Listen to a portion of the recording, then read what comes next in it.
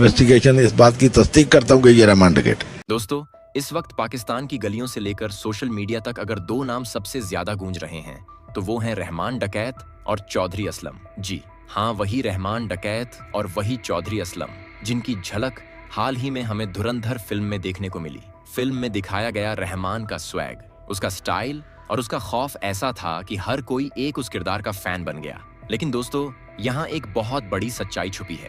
जो कुछ भी फिल्म में दिखाया गया वो पूरी तरह हकीकत नहीं था। असली कहानी उससे कहीं ज्यादा खौफनाक थी, कहीं ज्यादा दर्दनाक थी और कहीं ज्यादा खूंखार थी। जिस तरह फिल्म में दिखाया गया कि चौधरी असलम ने रहमान डकैत को मारा, वो सीन भले ही पर्दे पर खत्म हो गया हो, लेकिन हकीकत में वह मंजर आज भी पाकिस्तान के लोगों की आंखों के सामने जिंदा है और आज भी कराची की गलियों में डर बनकर घूमता है। आपको बता दे कि एक समय में रहमान डकैत की पाकिस्तान के गलियों में इस कदर दबदबा था कि वहां के गलियों में AK-47 की आवाज आम बात हुआ करती थी। वहां कानून किताबों में था और सड़कों पर सिर्फ बंदूकें चलती थीं। रहमान डकैत लियारी का वह डॉन था जिसने सिर्फ अपराध नहीं किया बल्कि पूरे सिस्टम को अपने हिसाब से चलाया। दोस्तों, यह कहानी किसी एक आदमी की नहीं बल्कि उस माहौल की है जहां राजनीति कमजोर हो जाती है और फिर उसे ताकत की जरूरत पड़ती है और वह ताकत गैंगस्टर देता है। यह कहानी है कराची के लियारी की, जहां सत्ता और अपराध ने हाथ मिलाया और आम आदमी कुचला गया। दोस्तों, लियारी कराची का सबसे पुराना इलाका माना जाता है। यहाँ बलोच समुदाय की बड़ी आबादी रही है। अफ्रीकी मूल के लोग भी यहाँ बसते रहे हैं। एक समय यह इलाका फुटबॉल और बॉक्सिंग के लिए जाना जाता था। यहाँ के युवा खेलों में नाम कमाते थे, लेकिन धीरे धीरे हालात बदले। बेरोजगारी, बड़ी फैक्ट्रियां बंद होने लगी, बंदरगाह के आसपास काले धंधे पनपने लगे और अफगानिस्तान की जंग ने इसमें आग का काम किया। अफगान युद्ध के बाद हथियार और ड्रग्स की बाढ़ आ गई। कराची पोर्ट पूरी दुनिया के लिए स्मगलिंग का रास्ता बन गया और लियारी उसका दिल बन गया। हेरोइन, अफीम, हथियार सब कुछ इसी रास्ते से बाहर जाने लगा और इसी खेल में लियारी के युवा फंसते चले गए। पहले छोटे मोटे काम, फिर बड़े गैंग और फिर पूरा इलाका एक नो गो जोन बन गया। पुलिस वहां घुसने से डरने लगी। जो गया वह या तो मरा या बिक गया। दुकानदारों से हफ्ता वसूली आम बात बन गई। बच्चों तक को कुरियर बॉय बनाकर गोली बारूद सप्लाई किया जाने लगा और औरतों को ड्रग्स की तस्करी में इस्तेमाल किया जाने लगा। इसी माहौल में 70 के दशक में एक बच्चा पैदा हुआ। नाम था अब्दुल रहमान, जिसे बाद में दुनिया ने रहमान डकैत के नाम से जाना। 1970 में पैदा हुआ। यह लड़का किसी बड़े खानदान से नहीं था। गरीबी, बेरोजगारी और लियारी की तंग गलियों में उसका बचपन बीता। बचपन से ही उसने देखा कि ताकत बंदूक में है। जो हथियार रखता है वही राजा है। वह ज्यादा स्कूल नहीं गया, लेकिन खेल में तेज था। कबड्डी खेलता था, बॉक्सिंग भी करता था। कुछ समय तक इलेक्ट्रिशियन का काम भी किया, लेकिन पेट भरने के लिए वह काफी नहीं था। 80 और 90 के दशक में लियारी पूरी तरह बदल चुका था। गैंगस्टर कल्चर अपनी जड़ें जमा चुका था। हाजी लाला जैसे नाम इलाके में डर फैलाते थे। रहमान भी उसी गैंग से जुड़ा।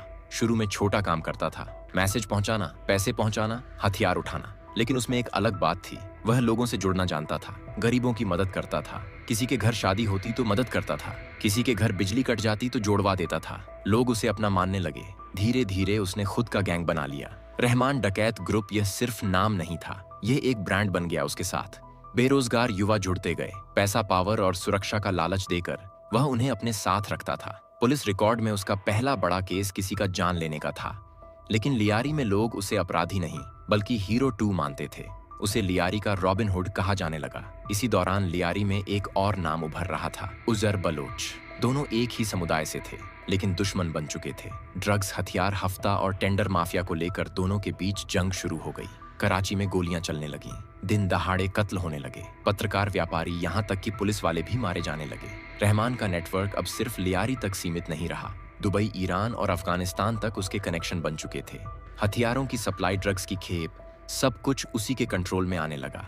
और जब कोई गैंगस्टर इतना बड़ा हो जाता है तो राजनीति खुद उसके दरवाजे आती है, और रहमान डकैत के साथ भी यही हुआ। रहमान डकैत जब लियारी की गलियों से निकलकर कराची की सियासत के दरवाजे तक पहुंचा, तब पाकिस्तान की राजनीति भी एक बड़े बदलाव के द्वार से गुजर रही थी। ये वही वक्त था जब देश में अस्थिरता, डर और सत्ता की भूख तीनों एक साथ चल रहे थे। बेनजीर भुट्टो निर्वासन में थीं और उनकी पार्टी PPP अंदर ही अंदर खुद को दोबारा सत्ता में लाने की तैयारी कर रही थी। कराची, सिंध और खासकर लियारी जैसे इलाकों में जमीन पर पकड़ मजबूत करना जरूरी था, और यह काम बिना लोकल ताकत के मुमकिन नहीं था। रहमान डकैत इस खेल में सबसे मजबूत मोहरा बन चुका था। उसके पास बंदूकें थीं, आदमी थे, डर था, और सबसे बड़ी बात यह थी कि लोग उसे जानते थे और मानते थे। पीपीपी के कई लोकल नेता खुलकर उसके संपर्क में आए। चुनाव के वक्त पोस्टर लगाने से लेकर विरोधियों को दबाने तक रहमान की गैंग हर जगह एक्टिव रहती थी। बदले में पुलिस का दबाव कम रहता था, केस ठंडे बस्ते में चले जाते थे और उसका नेटवर्क और फैलता चला गया। लियारी अब सिर्फ अपराध का अड्डा नहीं रहा, बल्कि वोट बैंक बन चुका था और रहमान उस वोट बैंक का राजा बन गया था। यही वजह थी कि जब बेनजीर भुट्टो की वापसी की चर्चा तेज हुई तो लियारी में उसके समर्थन में माहौल बनाने की जिम्मेदारी भी ऐसे ही एक लोगों पर छोड़ी गई। 2007 का साल पाकिस्तान के इतिहास का सबसे खून से सन्ना सालों में से एक था। बेनजीर भुट्टो की वापसी कराची में हुई और उसी दिन उनके काफिले पर आत्मघाती हमला हुआ। सैकड़ों लोग मारे गए, लेकिन बेनजीर बच गईं। इस हमले के बाद पूरे देश में सहानुभूति की लहर दौड़ गई और इसका सबसे ज्यादा असर सिंध और कराची में दिखा। पीपीपी के लिए यह मौका था और रहमान जैसे लोगों के लिए यह ताकत बढ़ाने का समय। रहमान खुलकर पीपीपी के समर्थन में आ गया। उसकी गैंग ने लियारी को पूरी तरह पीपीपी का गढ़ बना दिया। विरोध करने वालों को डराया गया। कई जगह हिंसा भी हुई, लेकिन कोई खुलकर बोलने को तैयार नहीं था क्योंकि डर बहुत गहरा था। बेनजीर भुट्टो के निधन ने हालात और बदल दिए। देश हिल गया और पीपीपी सहानुभूति के नाम पर सत्ता में आ गई। लेकिन अब पार्टी की कमान बेनजीर के हाथ में नहीं थी। अब फैसले आसिफ अली जरदारी के इशारों पर होने लगे और यही वह मोड़ था जहां रहमान की कहानी ने गलत दिशा पकड़नी शुरू की। बेनजीर के रहते रहमान एक जरूरत था, लेकिन उनके जाने के बाद वह एक बोझ बनने लगा। उसकी ताकत बहुत ज्यादा बढ़ चुकी थी। वह सिर्फ लियारी नहीं, बल्कि कराची की राजनीति को भी प्रभावित करने लगा था। पुलिस अफसर उसके फोन उठाते थे, नेता उसके दरवाजे पर आते थे और यही बात सिस्टम को डराने लगी। इसी दौरान खुफिया एजेंसियों की नजर रहमान पर और गहरी हो गई। रिपोर्ट आने लगी कि रहमान सिर्फ लोकल गैंगस्टर नहीं रहा, बल्कि इंटरनेशनल ड्रग ट्रैफिकिंग का बड़ा नाम बन चुका है। उसके कनेक्शन ईरान, दुबई और अफगानिस्तान तक फैले हुए हैं और सबसे खतरनाक बात यह थी कि उसके नेटवर्क की कुछ कड़ियां बलूचिस्तान से जुड़ती दिख रही थीं। बलूचिस्तान पाकिस्तान के लिए हमेशा से संवेदनशील रहा है। वहां आजादी की आवाजें उठती रही हैं और अगर वहां किसी गैंगस्टर का नेटवर्क मजबूत होता है तो यह सीधे नेशनल सिक्योरिटी का मामला बन जाता है। यहीं से आईएसआई और फेडरल एजेंसियों ने रहमान को कंट्रोल से बाहर मानना शुरू कर दिया। लेकिन दिक्कत यह थी कि रहमान अकेला नहीं था, उसके पीछे राजनीतिक लोग थे और सीधे हाथ डालना आसान नहीं था। इसी बीच लियारी में उज्र बलोच का नाम फिर से तेजी से उभरने लगा। रहमान और उज्र की दुश्मनी पुरानी थी, लेकिन अब यह दुश्मनी सिर्फ इलाके की नहीं, बल्कि सत्ता की बन चुकी थी। उज्र जानता था कि जब तक रहमान जिंदा है, लियारी की गद्दी उसे नहीं मिल सकती और सिस्टम के अंदर भी कुछ लोग यही चाहते थे कि रहमान हटे, लेकिन हाथ साफ दिखे। रहमान को शायद यह अंदाजा हो चुका था कि हवा बदल रही है। उसने अपनी सुरक्षा बढ़ा दी थी, मूवमेंट सीमित कर दी थी, लेकिन उसका घमंड उसे यह मानने नहीं दे रहा था कि वही लोग जो कल तक उसके साथ थे, आज उसके खिलाफ साजिश रच सकते हैं। पीपीपी के अंदर भी दो राय बन चुकी थी। कुछ लोग अभी भी उसे उपयोगी मानते थे, लेकिन बड़े फैसले लेने वाले उसे खतरा मानने लगे थे।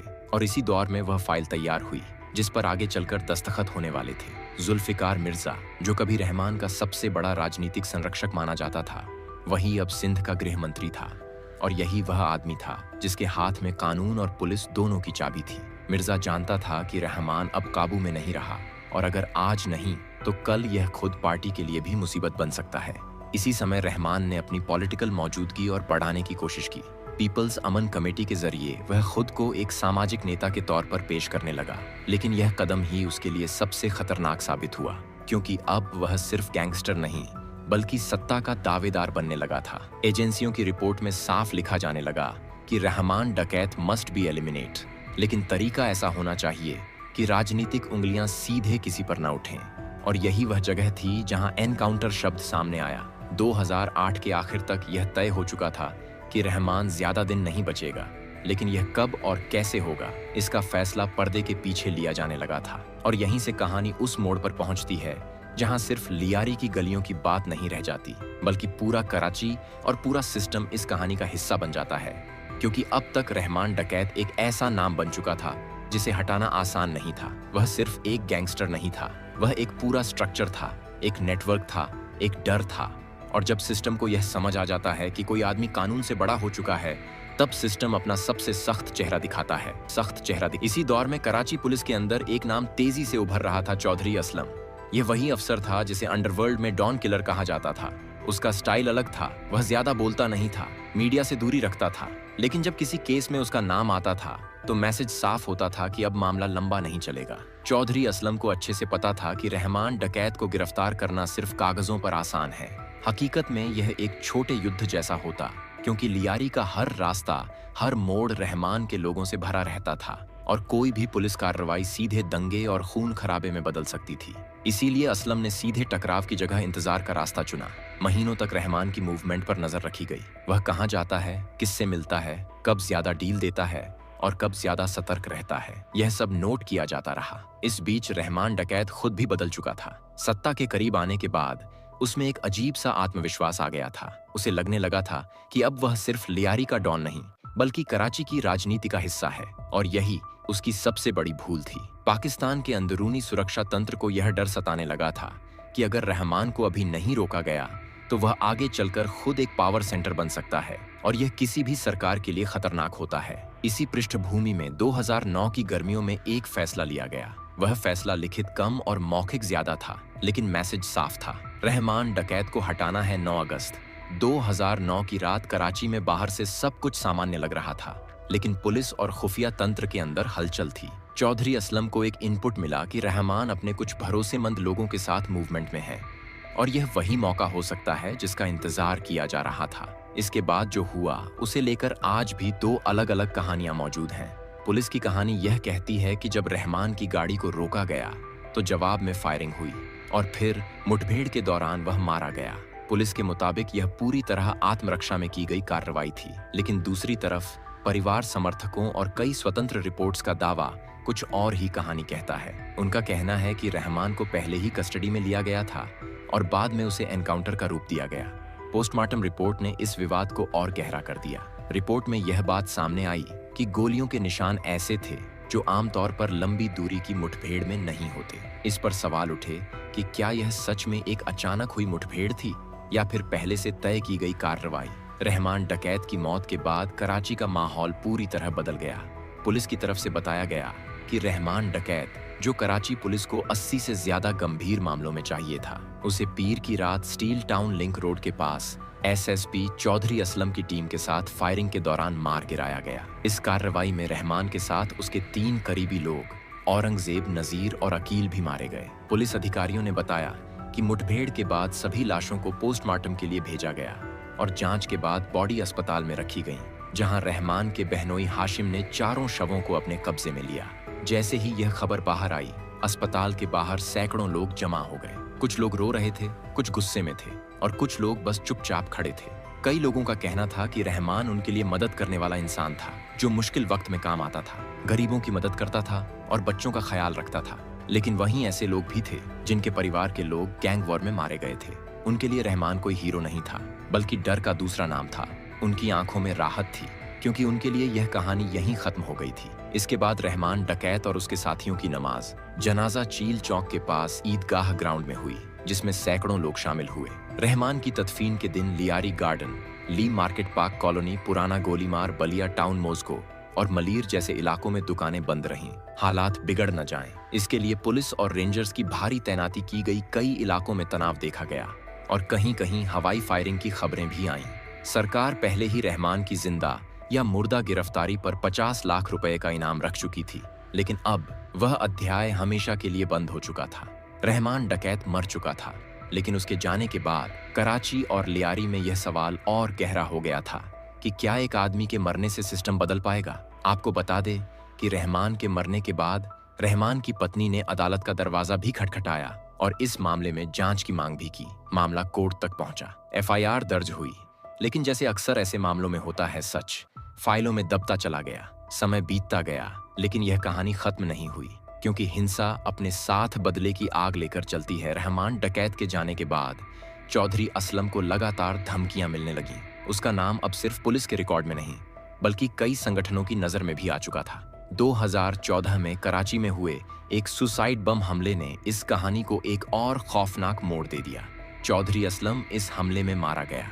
आधिकारिक तौर पर इसकी जिम्मेदारी तालिबान ने ली, लेकिन कराची की गलियों में लोग आज भी कहते हैं कि यह उसी कहानी का आखिरी चैप्टर था जो रहमान की मौत से शुरू हुई थी। इस पूरी कहानी में कोई भी पूरी तरह सही या गलत नहीं ठहराया जा सकता, क्योंकि यह कहानी अपराध और कानून के बीच की उस धुंधली रेखा की है जहां फर्क करना मुश्किल हो जाता है कि कौन किसके लिए लड़ रहा है। रहमान डकैत अपराधी था, इसमें कोई शक नहीं, लेकिन जिस सिस्टम ने उसे पनपने दिया, उसी सिस्टम ने उसे खत्म भी किया। चौधरी असलम कानून का चेहरा था, लेकिन उसकी निधन ने यह भी दिखा दिया कि हिंसा चाहे किसी भी तरफ से आए, अंत में सबको निगल जाती है। यही वजह है कि यह कहानी आज भी लोगों को बेचैन करती है, क्योंकि यह सिर्फ दो लोगों की नहीं, बल्कि उस समाज की कहानी है जहां बंदूक कानून से तेज चलती है। तो दोस्तों, यह थी रहमान डकैत और चौधरी असलम की कहानी।